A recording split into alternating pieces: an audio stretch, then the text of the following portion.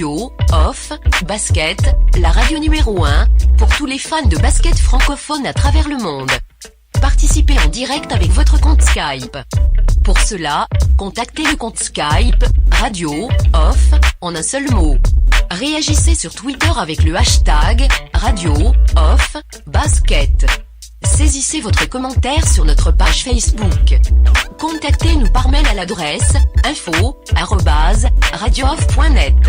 Envoyez-nous un SMS au numéro de téléphone 0044 740 570 45 65. Une seule adresse internet www.radiooff.net. Vous êtes bien sur Radio Off Basket, la radio qui vous parle de NBA, la radio qui vous écoute. Basketball, c'est mieux à la radio. Now, decide not to use it. Curry, way downtown. Bang! No. Anthony for three. Bang! In your face, all over the place. We're online 24/7. 24/7. You're listening to the hottest internet station. Radio Hall of Fame Basketball. The first NBA radio for all the fans around the world. Radio Hall of Fame Basketball. We talk about NBA. We talk about passion. We are your radio.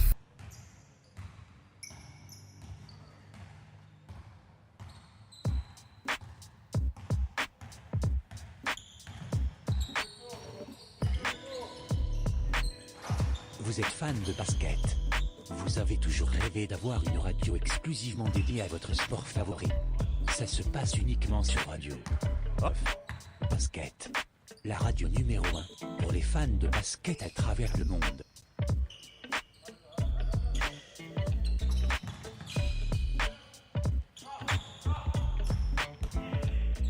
Une première sur le marché francophone. Radio, Off Basket, une radio exclusivement dédiée à votre sport favori. Une seule adresse, radiooff.net. We are 237. One nation, one brand, join the nation. We are 237 brand, sponsor of the Radio Hall of Fame Basketball. We are 237 brand exclusively and we are 237.com. Vous êtes bien sur Radio Off Basket, la radio qui vous parle de NBA, la radio qui vous écoute. Basketball, c'est mieux à la radio.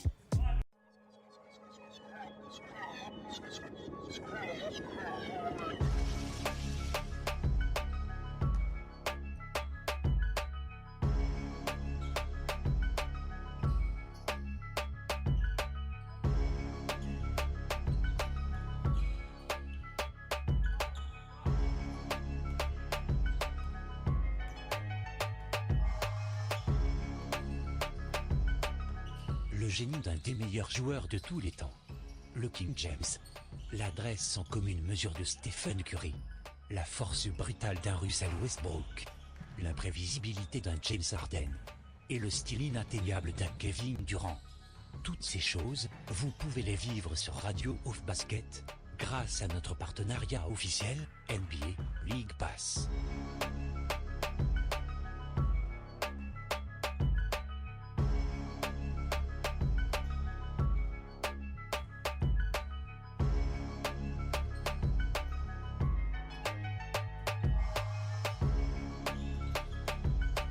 Avec les promotions NBA League Pass sur Radio Off Basket, vous allez pouvoir vivre votre rêve de passionné de cette grande ligue tout en vous tenant informé des dernières news, infos et bruits de couloir pendant nos talk shows. Alors n'hésitez pas. Consultez les offres promotionnelles de la NBA sur notre site internet www.radiooff.net.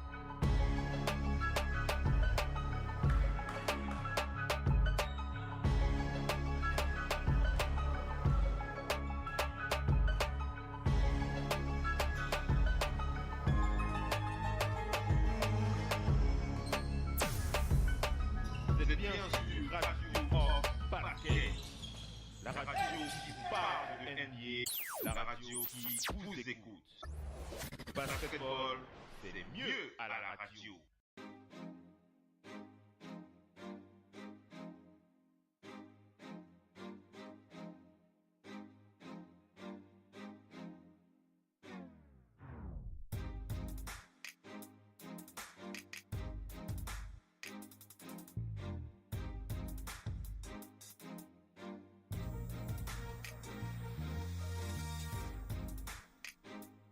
Radio Off Basket.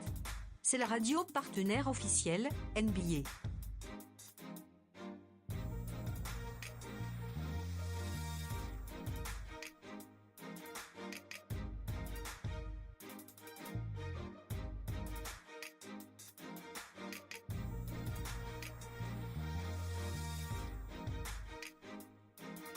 Laissez-vous emporter dans les coulisses de la NBA. Profitez des exclusivités et promotions des offres NBA League Pass. Les maillots de votre équipe préférée. Des offres au meilleur prix grâce à notre partenariat NBA Store.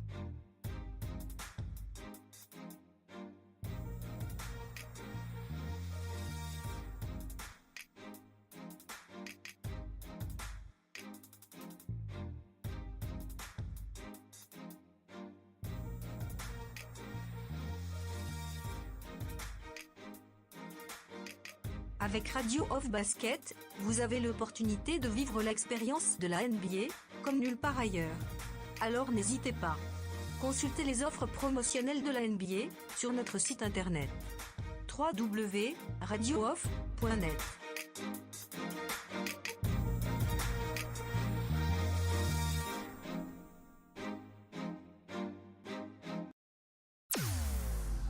Vous êtes bien sur Radio Off Basket. La radio qui vous parle de NBA, la radio qui vous écoute. Basketball, c'est mieux à la radio.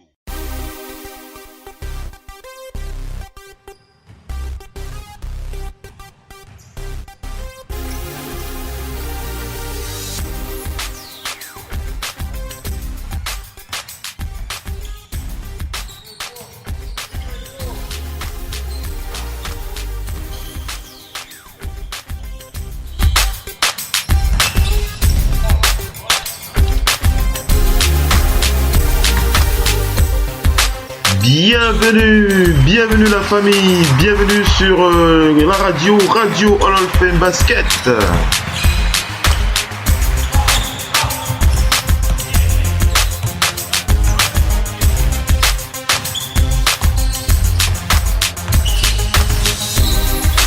Radio Off Basket, c'est le talk show matinal, c'est la matinale qui vous apporte le petit déjeuner radio façon Radio Off Basket pour rester connecté à l'actualité de la nuit en NBA.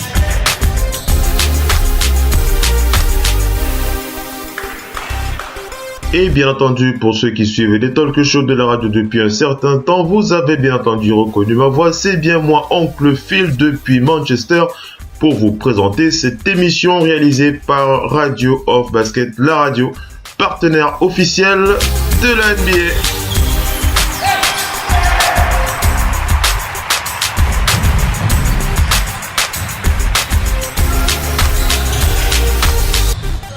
Allez les amis, c'est donc reparti pour une nouvelle matinale, les petits croissants, les petits fours, les petits pains chauds, portés par Radio Off Basket pour l'intégralité de tous ces auditeurs, et on est tellement heureux de vous savoir de plus en plus nombreux, des milliers d'auditeurs répartis à travers le monde qui nous suivent chaque jour, chaque matin, chaque soir, pour démarrer la journée, pour préparer la nuit, et c'est une très très grande fierté, bien entendu, de continuer à vous présenter ces talk shows sur cette radio Hall of Fame Basket. Allez, sans plus tarder, on va enchaîner avec la suite de l'émission. Beaucoup de choses encore à voir ce soir dans votre matinale FM NBA le 6h. On va démarrer bien entendu par les previews des matchs de la nuit. On n'oubliera pas les up and down avec les joueurs qui nous ont plu, les joueurs qui nous ont déçus, les joueurs qui ont été prometteurs, les joueurs qui auraient pu faire mieux dans la nuit. C'est dans moins d'une minute. Restez bien connectés.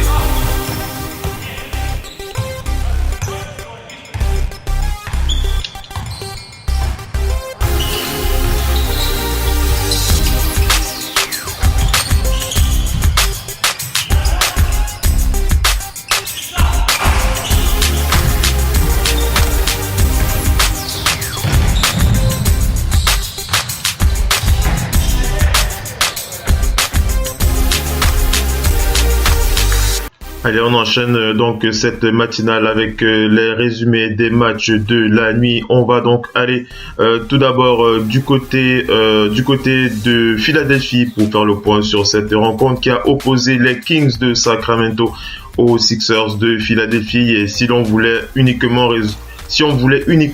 souhaitait uniquement traduire, reformuler le bilan de cette nuit du côté de Philadelphie, ce serait en une seule phrase, c'est-à-dire que les Sixers n'arrivent pas à gagner sans Joel Embiid. Ce serait tellement simple de s'arrêter à cela. Ce serait tellement simple de s'arrêter à cette phrase, de dire voilà que les Sixers n'arrivent pas à gagner sans Joel Embiid, mais il y a quand même un mec que je souhaiterais apporter à cette phrase, c'est que lorsque vous avez en face de vous des joueurs aussi déterminés que ceux des Kings de Sacramento, c'est assez compliqué de gagner. Vous me direz que même avec Joel Embiid, ça leur aurait permis de gagner, mais ce n'est pas certain au vu de leur performance actuelle. Et bien entendu, je ne dirais pas que vous auriez tort de façon certaine. Allez, enchaînons avec le résumé de ce match pour rappeler déjà donc que les Kings ont battu les Sixers sur un score de 101-95. On rappelle que les Kings de Sacramento, qui sont actuellement 13e de la conférence Ouest avec 10 victoires pour 20 défaites, et les Sixers qui ont été battus par les Kings sont 10e de la conférence Est avec 14 victoires pour 16 défaites. Ce match était donc l'occasion de voir une fois de plus le vétéran Zach Randolph dans le meilleur de sa forme. Zach Randolph, et il n'était pas le seul, puisqu'il a été bien accompagné par un autre vétéran, un frère d'armes, il faut le dire, puisque Zach Randolph et Vince Carter forment une paire de vétérans qui est capable du meilleur pour chaque franchise dans laquelle ils jouent, et ça a encore été le cas face aux Sixers où ils ont mené, vraiment ils ont mis en place les bonnes actions qui a permis aux Kings de Sacramento de gagner ce match. Donc on va commencer par Zach Randolph pour préciser donc qu'il a terminé le match avec 27 points et Vince Carter qui a mis en place les actions les plus importantes pour aider les Kings à battre les Sixers. Buddy Hield, le shooter à 3 points, le shooter attitré, le sniper des Kings de Sacramento, était à 24 points. Frank Mason Trey a terminé le match avec 16 points pour les Kings. On rappelle que les Kings sont revenus, ils ont remonté un déficit de 16 points dans la seconde mi-temps. Le coach des Kings, Dave Joerger, a déclaré Zach Randolph a commencé. Zach Randolph, c'est Zach Randolph qui nous a poussé vers cette victoire. Zach Randolph nous a porté sur ses épaules une fois de plus. C'est un joueur extrêmement fort. Il est terrifiant, Zach Randolph.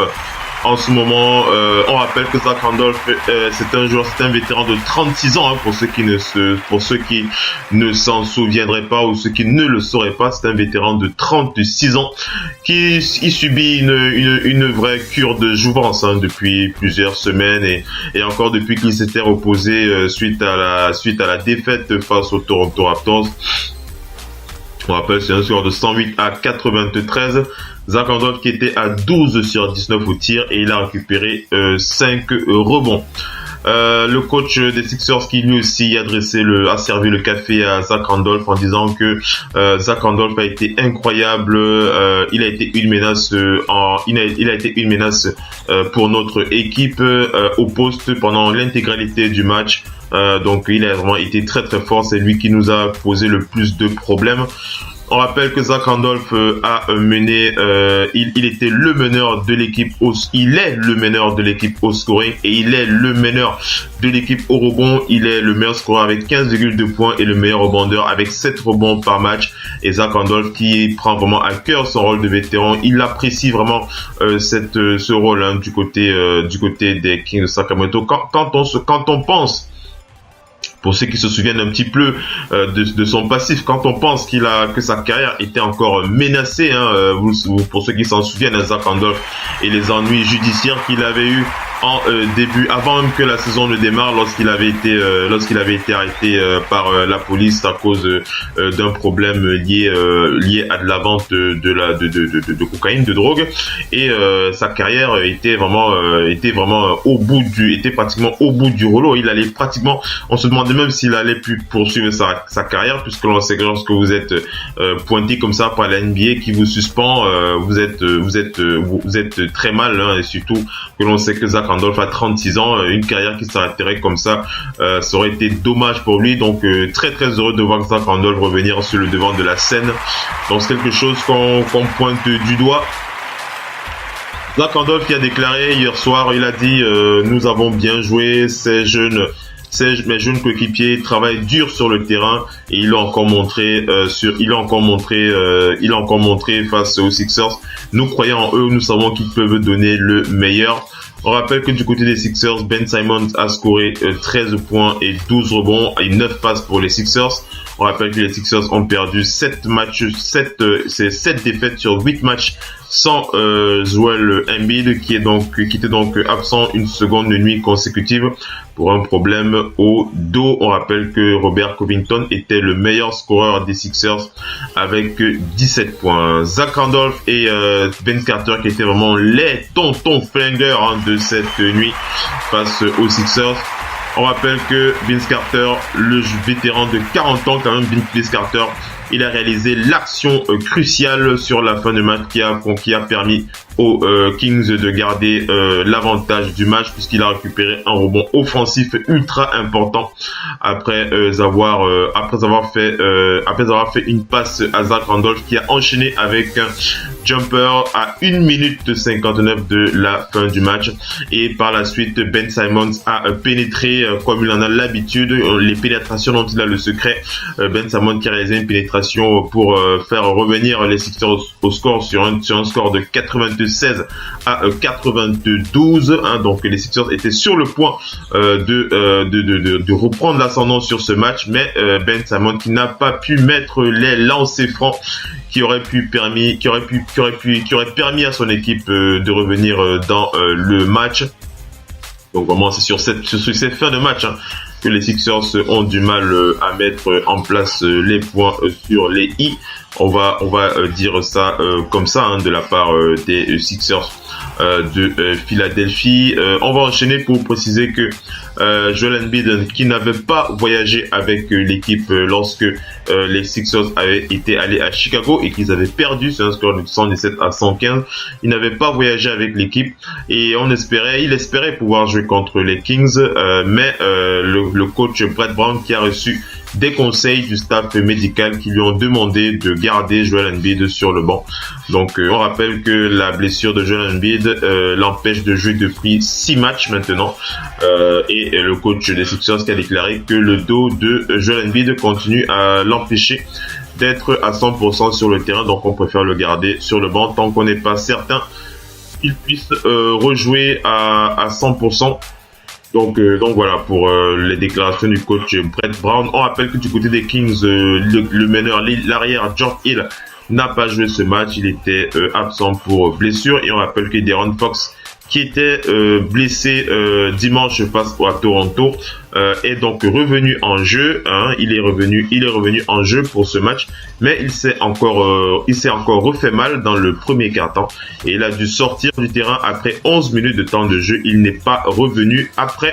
Donc il a scoré 2 points en 11 minutes et De'Aaron Fox, et il n'est pas revenu en jeu. Donc voilà pour le film de ce match.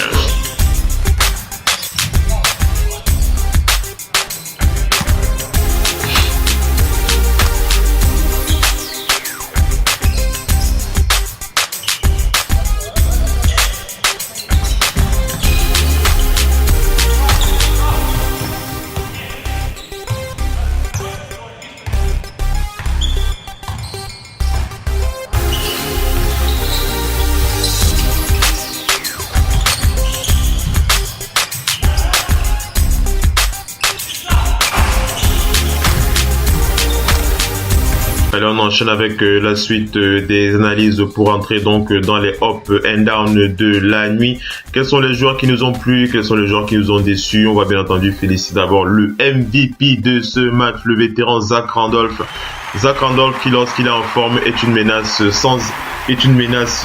parmi qui fait partie des ténors de cette ligue. Zach Randolph, c'était 27 points, 5 rebonds, 1 contre face à Ben Simmons qui était à 13 points, 12 rebonds, 9 passes décisives pour le candidat au titre de rookie de l'année. On enchaîne pour parler des up and down. Commençons par les vainqueurs du côté des Kings pour parler d'un match assez homogène de la part des titulaires de cette équipe et un bon match de la part du 5 majeur. Personne dans l'équipe des remplaçants des Kings ne dispose d'une faute négative en plus-minus. On va plutôt regretter l'absence de présence physique de Bojan Bogdanovic, l'arrière qui en 18 minutes de temps de jeu n'a pas vraiment impacté sur ce match. Il était à 4 points et moins 15 en plus-minus. C'est lui qui a eu la plus mauvaise note de la nuit. Du côté de Sacramento et du côté des Sixers, on va enchaîner en précisant que c'est une équipe qui s'est plutôt bien comportée dans l'ensemble sur le terrain. On peut regretter quand même les absences de Amir Johnson qui est beaucoup moins imposant que Joel Embiid. Malheureusement, il était à moins 6 en plus-minus en 18 minutes avec 7 points. Et on va un peu regretter le match des remplaçants. On va un peu pointer du doigt le match de Jared Bayless, le meneur des Sixers qui en 26 minutes de temps de jeu n'a pas suffisamment impacté puisqu'il était à moins 13 en plus-minus malgré ses 15 points. Et on va aussi pointer le mauvais match de l'arrière TJ McConnell qui en 21 minutes de temps de jeu était à moins 17 en plus-minus avec 11 points en 21 minutes de temps de jeu. Donc ce sont ces deux arrières en sortie du banc qui n'ont pas pu impacter lorsqu'ils étaient sur le terrain pour stopper les attaquants adverses, les arrières adverses du côté des Kings de Sacramento. Voilà pour les up and down de ce match.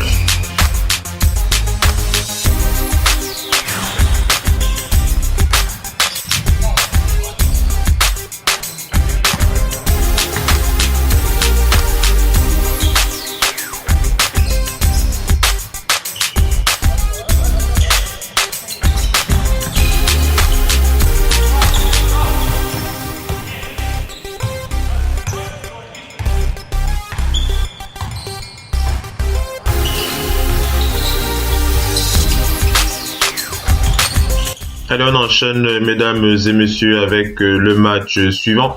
Enchaînons avec le match suivant, si vous le voulez bien. On va aller du côté de la rencontre qui a opposé les Pelicans de la Nouvelle-Orléans aux Wizards de Washington. Pour rappeler donc que les Wizards ont battu les Pelicans de la Nouvelle-Orléans, comme nous l'avions précisé dans l'émission du soir, avec de Big NBA Show. On l'avait précisé, donc les Wizards qui battent les Pelicans sur un score de 116 à 106. On rappelle que les Wizards qui recevaient donc les Pelicans, les Wizards qui sont actuellement 6e de la conférence Est avec 17 victoires pour 14 défaites. Et les Pelicans qui sont actuellement 8e de la conférence Ouest avec 15 victoires pour 16 défaites. Voilà pour les standings. Attaquons donc le film de ce match. Pour rappeler donc que Bradley Beal a été très impressionnant. Bradley Beal, il a été très impressionnant pour aider son équipe à battre les Pelicans puisqu'il a scoré. Il a livré le meilleur carton de ce match dans le troisième carton. Bradley Beal qui a scoré 14 de ses 26 points pour aider les Wizards à battre les Pelicans pour donner une avance confortable aux Wizards. On rappelle que Mike Scott, l'intérieur des Wizards, a aussi passé une très belle soirée. C'était son meilleur match, l'intérieur Mike Scott du côté des Wizards, avec 24 points en 23 minutes pour lui. C'est son meilleur match de la saison. John Wall a rajouté 18 points et 10 passes décisives pour les Wizards qui ont gagné leur troisième match en 4 rencontres. On rappelle que le pivot Marcin Gortat a rajouté 10 points, 14 rebonds et il a contré 3 fois sur ce match. La Nouvelle-Orléans, les Pelicans ont eu aussi un gros match avec Anthony Davis et DeMarcus Cousins, mais on rappelle que les Pelicans n'ont pas pu enchaîner avec une seconde victoire. Anthony Davis était à 37 points, DeMarcus Cousins a terminé le match avec 26 points et 13 rebonds. On rappelle que dans ce match, il y a eu encore des inquiétudes pour Anthony Davis. Pour ceux qui suivent Anthony Davis, c'est souvent assez compliqué de suivre cet intérieur qui n'est jamais très très loin de l'infirmerie. Chaque saison, chaque match, il y a toujours des inquiétudes. Et c'était encore le cas face aux Wizards, puisque Anthony Davis, on rappelle qu'il s'était fait mal à la cheville gauche dans le 4e quart-temps dans la nuit de vendredi face aux Nuggets. Il s'est donc blessé au poignet sur ce match dans le second quart-temps. Il a passé des radios qui n'ont rien révélé de fâcheux et il est revenu dans le match après avoir manqué les 4 premières minutes après avoir manqué après avoir manqué les 4 premières minutes du 3e quart-temps. Voilà, donc il est revenu tout juste après pour confirmer qu'il pouvait continuer à jouer. On rappelle que du côté des Wizards, le joueur Otto Porter, était donc out à cause pour la seconde fois consécutive à cause d'un souci à la hanche. Et on rappelle que dans le premier quart-temps, la Nouvelle-Orléans, les Pelicans ils avaient quand même 24 lancers francs, alors que les Wizards en avaient seulement 5. Ça vous montre un peu l'état d'esprit qu'il y avait dans ce match. On rappelle qu'il y a eu un peu de trash talking entre John Wall et DeMarcus Cousins et John Wall qui se sont un peu lancés quelques vannes. Pour ceux qui ne se souviennent pas ou pour ceux qui ne le sauraient pas, il faudrait quand même rappeler que John Wall et DeMarcus Cousins se connaissent parfaitement. Ces deux joueurs qui sont amis, on peut le dire, puisque John Wall et DeMarcus Cousins ont évolué à l'université de Kentucky ensemble. C'est des amis de longue date. Et donc John Wall qui en profite comme ça pour se moquer de DeMarcus Cousins dans les médias en précisant que il est probablement le pire de la NBA. En se moquant de lui, il a dit que mais de toutes les façons c'est comme ça qu'il est, c'est Boogie, c'est comme ça, c'est son caractère et c'est comme ça qu'il est, c'est comme ça qu'on l'aime. Et à ce moment précis, c'est là que DeMarcus Cousins est apparu au seuil du vestiaire des Wizards pour appeler à John Wall qu'il avait des plans pour lui et qu'il devait faire gaffe et qu'il devait éviter de parler mal de lui dans les médias. Vous voyez comment ça se passe. Donc il était sur le seuil des vestiaires. Sur le seuil des vestiaires, John Wall, lorsqu'il parlait de DeMarcus Cousins, journaliste, et DeMarcus est venu derrière lui pour lui rappeler qu'il avait des plans pour lui et qu'il devait s'abstenir de mal parler de lui, de DeMarcus Cousins, de lui. Donc voilà un peu une petite histoire comme ça entre les deux joueurs durant ce match. Mais il faut quand même préciser que c'était la plus belle nuit pour l'intérieur des Wizards. Mike Scott, pour ceux qui ne connaisseraient pas ce joueur, Mike Scott, il faut le rappeler, pour ceux qui ne le sauraient pas, que Mike Scott, c'est un vétéran en NBA. Il a quand même 29 ans. C'est un joueur c'est un joueur qui a fait 5 ans en NBA. Il tourne généralement à 9 points, 3 passes et 0,3 contre par match, avec un PER de 16 points 25 cette saison. Donc en carrière, il tourne à 7,3 points. Donc il a une bonne carrière cette saison avec les Wizards. Il se sent plutôt très bien avec les Wizards. Et il a passé la meilleure nuit de sa carrière à ce jour, puisque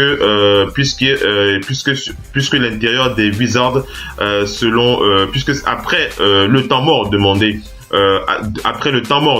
par le coach des Wizards dans le troisième quart-temps, les joueurs de la Nouvelle-Orléans sont revenus, les Pelicans sont revenus dans le match. Ils sont revenus dans le match après avoir scoré quelques points qui leur ont permis de revenir proche des Wizards. et bien entendu Mike Scott qui en a profité pour scorer des points très importants dans ce match. On rappelle qu'il était à 24 points cette nuit en 23 minutes. Donc Mike Scott a vraiment passé une belle soirée, Mike Scott, sur ce match. Donc on l'a dit, meilleur match. Et le coach des Wizards qui nous a un peu amusé dans la nuit, puisque lorsque les Pelicans sont revenus dans le match dans le troisième quart-temps et que coach Brooks a donné quelques directives à ses joueurs, c'est après ce temps mort que les Wizards ont pris l'avantage sur le match avec de très très belles de Bradley Beal et de Mike Scott. On vous rappelle que Bradley Beal sur ce match a quand même scoré, on l'a dit, je l'ai dit tout à l'heure en début de présentation, Bradley Beal qui a scoré 14 de ses 26 points dans le troisième quart-temps, bien entendu avec l'aide des mots du coach Brooks des Wizards, et les médias qui sont rués sur le coach pour lui demander qu'est-ce qu'il a pu dire à son équipe, qu'est-ce qu'il a pu dire à ses joueurs pour leur booster, pour remonter leur morale à 100%. Qu'est-ce qu'il leur a dit? Et le coach des Wizards qui a déclaré qu'il ne s'en souvient pas, il ne se souvient absolument pas de ce qu'il avait déclaré à ses joueurs. Donc vous comprenez que c'est les petites histoires comme ça qui montrent que le coach des Wizards ne voulait pas partager avec les médias la stratégie qu'il avait mis en place pour permettre à son équipe de rentrer dans le match et de garder la distance jusqu'à la fin, puisque les Wizards ont battu les Wizards ont donc battu cette équipe des Pelicans sur un score de 116 à 106.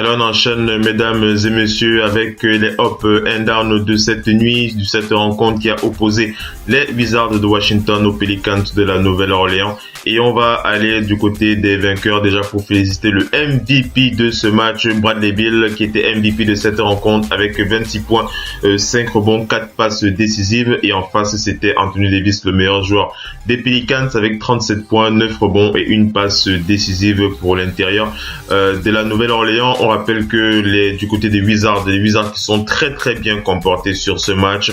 L'intégralité du 5 de départ a une note positive en plus-minus.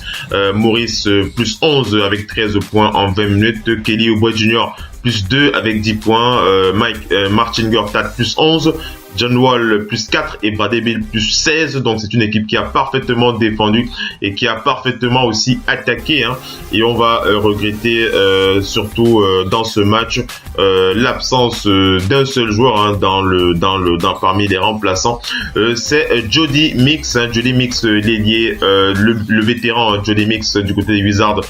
Il est âgé de 30 ans, quand même 8 ans de NBA. Donc c'est un vétéran qui est capable de beaucoup mieux que ce qu'il a produit, puisqu'il tourne en moyenne à 6 points par match, un rebond et un PER de 10.34 en cette saison. Et on rappelle que sur ce match, il était à 17 minutes de jeu, 3 points, moins 6 en plus-minus, avec 1 sur 4 au tir et 1 sur 3 à 3 points. Donc ce vétéran qui est capable de beaucoup mieux, on l'a déjà vu dans le meilleure disposition, c'est le joueur qui aura la mauvaise note ce soir sur cette rencontre face aux Pelicans. Et du côté des Pelicans, on va regretter le très très mauvais match de l'intégralité du 5 de départ de cette équipe de la Nouvelle-Orléans. Les Pelicans, ceux qui ont très très mal géré leur match en défense, une présence physique quasi inexistante de la part du 5 de départ de cette équipe. Il n'y a qu'au niveau des 5 majeurs que les choses se sont un peu corsées. Au niveau des remplaçants, excusez-moi. C'est au niveau des remplaçants que c'est les remplaçants qui ont tenté de mettre du cœur à l'ouvrage pour booster leur équipe, mais le 5 de départ des Pelicans a déçu. Regardez un peu cette feuille de stats de Rajon Rondo, par exemple. Rajon Rondo qui a livré une feuille de stats très très pauvre. Rajon Rondo, c'était malheureusement pour lui 14 minutes temps de jeu, 0 points, moins 10 en plus minus pour Rajon Rondo. Donc c'était compliqué pour lui. Pareil pour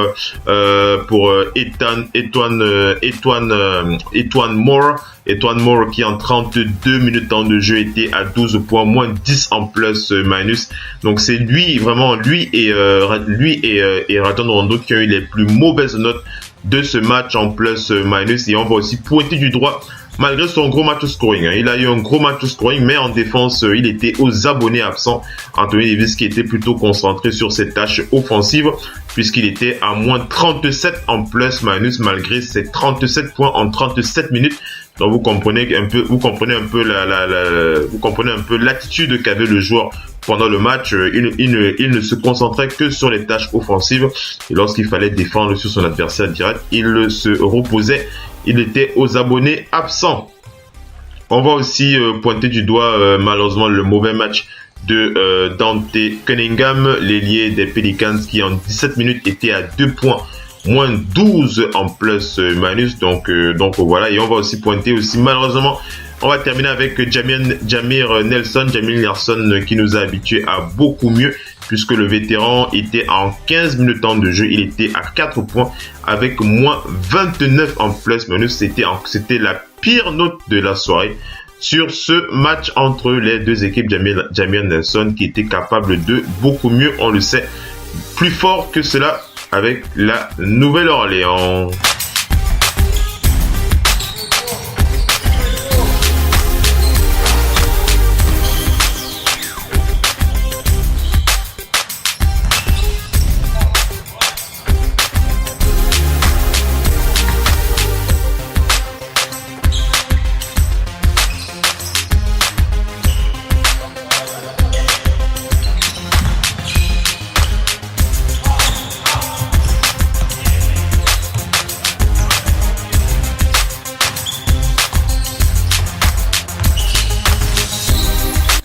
Allez les amis, on enchaîne avec le dernier match de la nuit. Ce match très important, très intéressant entre les Cavs de Cleveland et les Bucks de la Nouvelle-Orléans. Est-ce que les Cleveland allaient réussir à s'imposer une fois de plus sur les terres de Giannis Antetokounmpo? Ce n'est pas ce qui s'est passé pour King James, pour le joueur ultime. King James qui nous a encore sorti des stats dont il a uniquement, lorsqu'il est le seul à avoir le secret. Malgré cela, les Bucks qui ont battu les Cavs sur un score de 119 à 116. Comment est-ce que cela a pu se produire? Si vous n'avez pas pu voir le match, on va vous raconter ce petit film en direct sur Radio Hall of Fame Basket. On enchaîne donc pour rappeler donc que Giannis Antetokounmpo a terminé meilleur scoreur avec 27 points. Eric Bledsoe a ajouté 26 points pour pousser les Bucks sur cette victoire sur les Cavs. On rappelle que Milwaukee a stoppé une avalanche de 5 défaites consécutives face à Cleveland. Et on rappelle aussi que Chris Middleton a rajouté 18 points et 10 passes, et que Malcolm Brogdon, le souffreteux défensif de cette équipe des Bucks, si vous avez écouté l'émission d'hier, vous vous en souvenez, on a fait un petit dossier sur Malcolm Brogdon qui a beaucoup de soucis à défendre sur ses adversaires directs. Malcolm Brogdon, le sophomore, qui a rajouté 16 points sur ce match. LeBron James a encore été une fois de plus grandissime, individuellement parlant. Il était à 39 points pour aider son équipe à être sur ce match. On rappelle que les Cavs ont perdu pour la seconde fois en 20 matchs. C'est la seconde fois que les Cavs perdent en 20 matchs. On rappelle que James a fait 7 passes décisives et il a récupéré un rebond important dans les dernières secondes du match pour son équipe. Et Kevin Love qui a terminé le match avec 21 points. On rappelle que Milwaukee était devant au score. Milwaukee était devant au score 103 à 83 lorsque les Cavs ont mené un comeback très très impressionnant puisque il y avait des tirs à 3 points très très importants de la part du meilleur sixième homme de cette équipe. Dwayne Wade qui a tenté de relancer les Cavs avec des tirs à 3 points importants qui ont ramené les Cavs devant au score 107 à 105 avec un 24-3, avec un run de 24-3 pour les Cavs qui a donné l'avantage à Cleveland pour la première fois. C'était dans le second quart-temps de ce match. Et puis par la suite, Malcolm Brogdon a enchaîné avec des tirs à 3 points à 3 minutes de la fin de ce quart-temps pour amener les Bucks. Et puis par la suite, LeBron James a mis encore les Cavaliers devant à 2 minutes de la fin sur un score de 113 à 112.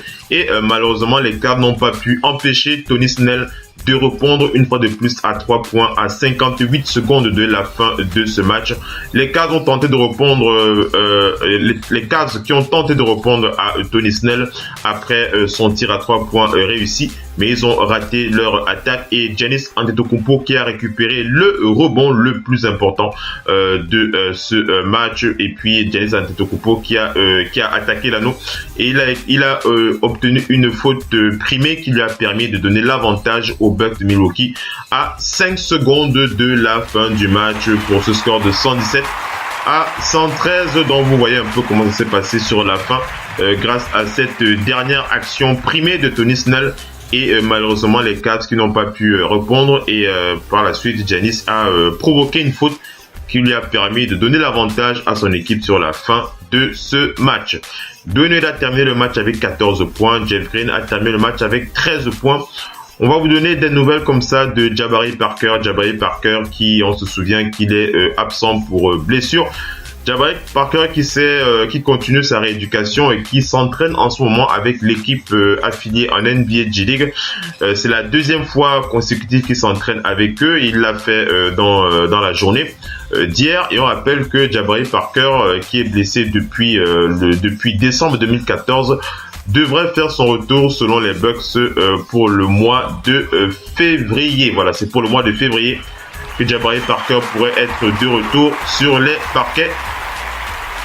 On rappelle que les Bucks ont signé l'ex-joueur des Brooklyn Nets, Sean Kilpatrick. Sean Kilpatrick a signé un two-way contract de 45 jours ce lundi. Il était en tenue civile. On rappelle que Sean Kilpatrick a joué 16 matchs avec les Nets de Brooklyn. Il n'a pas eu de renouvellement, il n'a pas eu de conversion de son contrat en contrat standard. Ça s'était terminé le 7 décembre. Donc voilà un peu pour le film de ce match, mesdames et messieurs. On va attaquer dans moins d'une minute les up and down.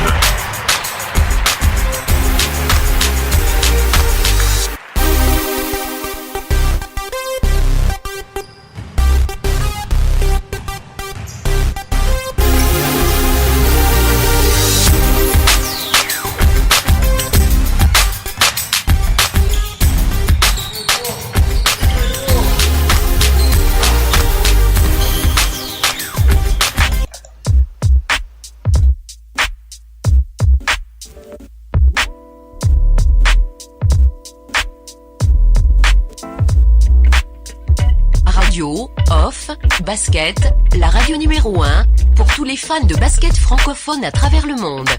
Participez en direct avec votre compte Skype. Pour cela, contactez le compte Skype Radio Off en un seul mot. Réagissez sur Twitter avec le hashtag Radio Off Basket. Saisissez votre commentaire sur notre page Facebook. Contactez-nous par mail à l'adresse info@radiooff.net. Envoyez-nous un SMS au numéro de téléphone 0044 740 570 45 65.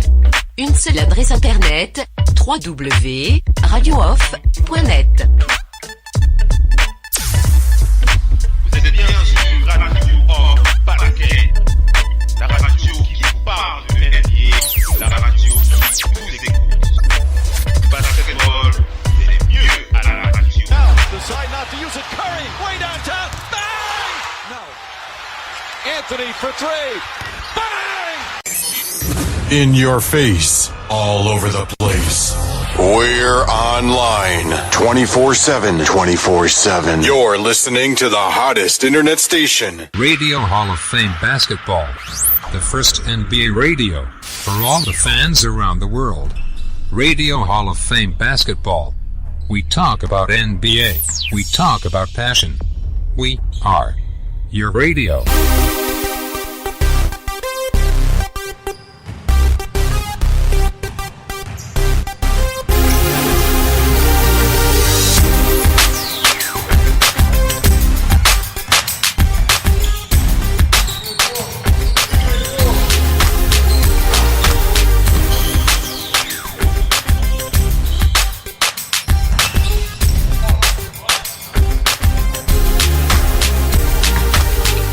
Allez les amis, on attaque donc la suite de ce talk show avec les up and down, l'analyse des up and down de cette rencontre qui opposait les Cavs aux Bucks de Milwaukee.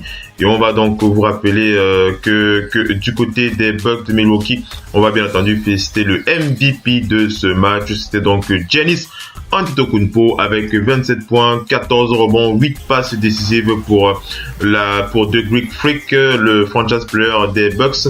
Et on rappelle que LeBron James a bien répondu présent malgré cette fin de match de son équipe avec 39 points, 1 rebond, 7 passes pour King James.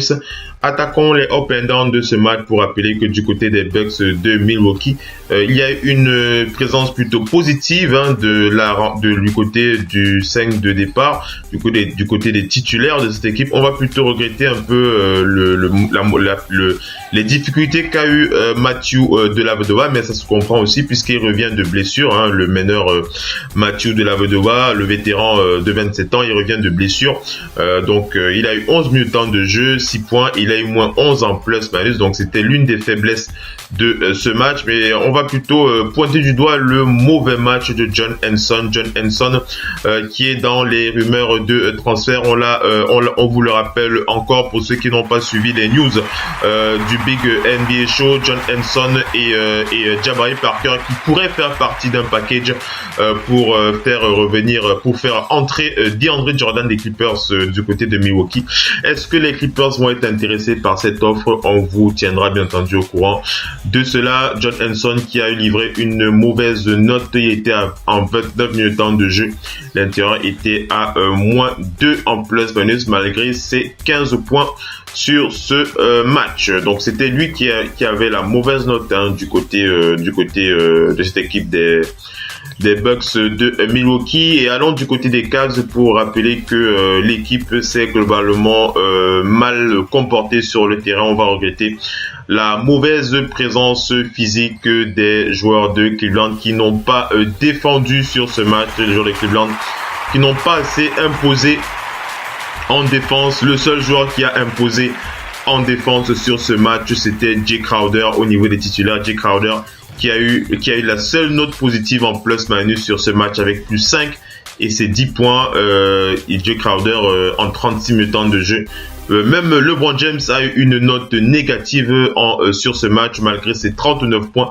Il était à moins 7 en plus-minus en 34 minutes de jeu de la part de King James. José Calderon, le meneur, c'était encore pire pour lui. Il avait 24 minutes de jeu. Il était à moins 6 en plus-minus avec 6 points primés. Et on va aussi pointer le très très mauvais match de J.R. Smith qui avait 18 minutes de jeu.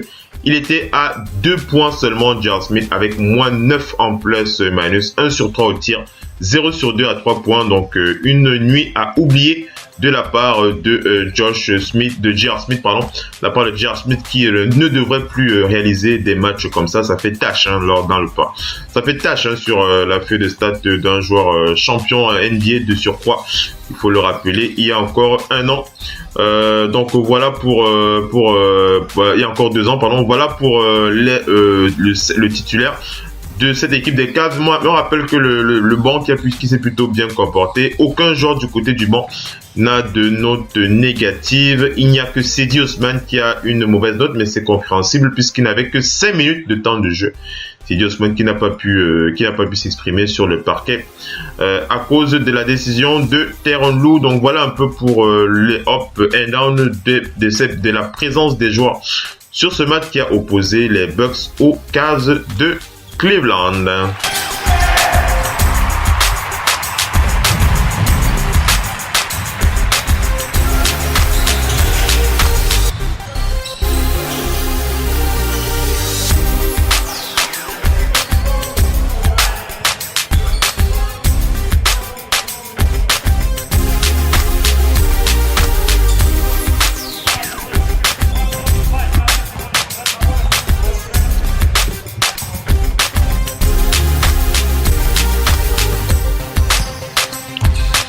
Voilà, mesdames et messieurs, très chers auditeurs, on est arrivé à la fin de ce talk show.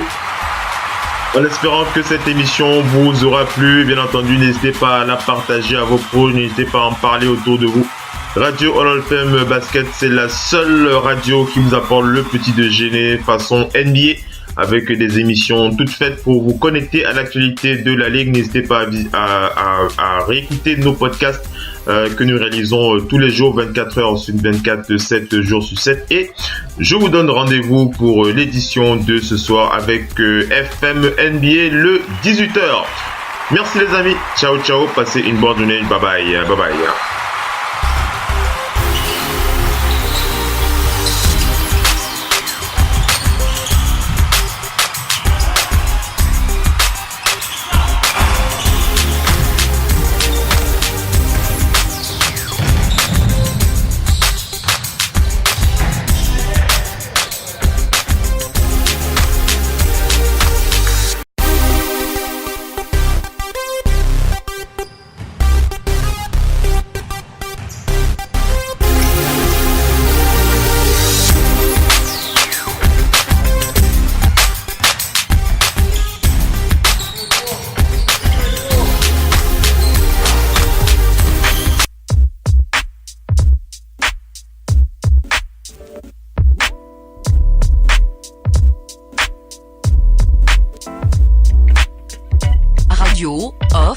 Basket, la radio numéro 1 pour tous les fans de basket francophone à travers le monde. Participez en direct avec votre compte Skype. Pour cela, contactez le compte Skype Radio Off en un seul mot. Réagissez sur Twitter avec le hashtag Radio Off Basket. Saisissez votre commentaire sur notre page Facebook. Contactez-nous par mail à l'adresse info@radiooff.net. Envoyez-nous un SMS au numéro de téléphone 0044 740 570 45 65. Une seule adresse internet www.radiooff.net. Vous êtes bien sur Radio Off Basket, la radio qui vous parle de NBA, la radio qui vous écoute. Basketball, c'est le mieux à la radio. Now, decide not to use it. Curry, way downtown. Bang! No. Anthony for three. Bang! In your face, all over the place. We're online 24/7. 24/7. You're listening to the hottest internet station. Radio Hall of Fame Basketball. The first NBA radio for all the fans around the world. Radio Hall of Fame Basketball. We talk about NBA. We talk about passion. We are your radio.